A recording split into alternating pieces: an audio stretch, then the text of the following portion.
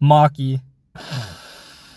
Yes, this Maki just went in an absolute murder spree on her entire clan. I hope you guys are strapped in because what happened in this episode was nothing but pure insanity. We've been waiting for the Zen'In massacre to get animated for years.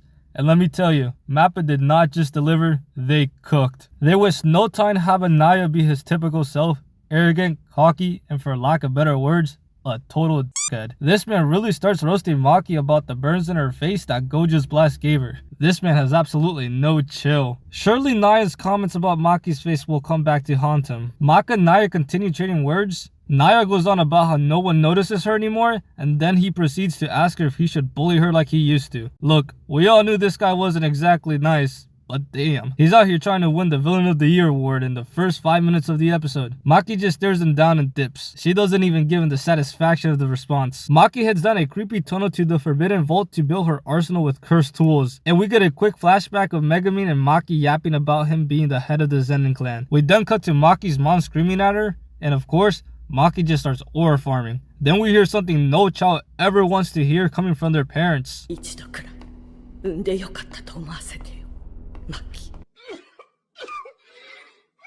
Bro, we're only a few minutes into the video and Maki's not getting a single break from the verbal abuse. The emotional damage is reaching critical levels. Maki then opens the massive doors of the Forbidden Vault, which looks more like the literal gates to hell. And behind the door is none other than the Father of the Year himself. This man Ogi really came up with a plan to kill his own daughters for political and personal reasons. As the camera zooms on Augie and pans down, we see a wounded Mei who has already been struck down. Maki wastes no time boring the audience with senseless questioning. She goes straight to business, revealing an unknown cursed tool called Dragon Bone, which was made by this mother.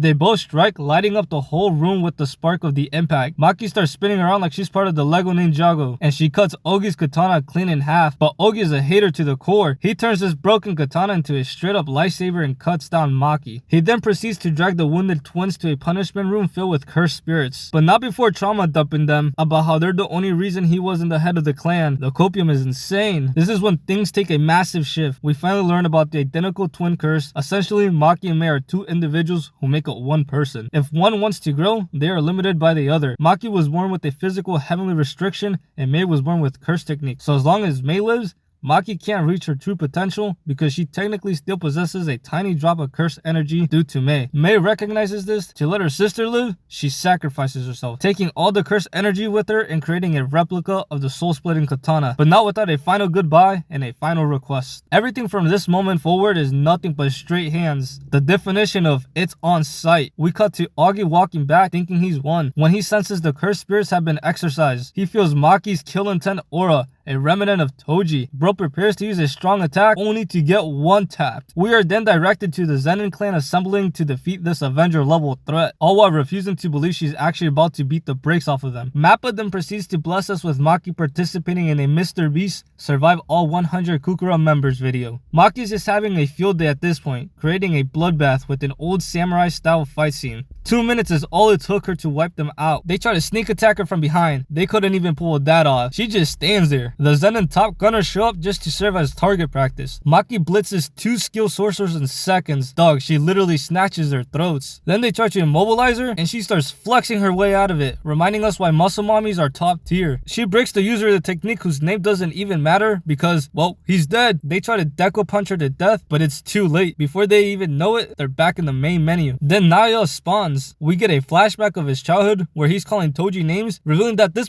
has always been a dickhead since day one. Maki is keeping up with the speed of his projection sorcery, taking mental notes of the frames. Bro starts throwing pillow punches while denying that she's even anything like Toji. Maki just continues to tank everything while she's planning the counterattack. She then pulls whatever the hell this is, getting ready to counter. Now tries to use his ult just to get a fatality in 4 different camera angles. Dog, if that is not disrespectful, I don't know what is. Maki then goes looking for her mother to send her off to the Shadow Realm. Naya, somehow barely alive, tries to crawl away when Maki's mom steals the kill. She finishes him off, revealing that she loved him this whole time. Anyways, we're only at episode 4 and the bar is set high for the rest of the Colon games. Let's pray that these map animators get to see their family soon, because the work that they're putting out is legendary. If you guys enjoy this type of content, let me know in the comments and give me some ideas of what you guys want to see next. If you really like this video, a like and a sub will really let me know you guys vibe with it, and it helps me push my future content to more people. See you guys in the next video. Peace.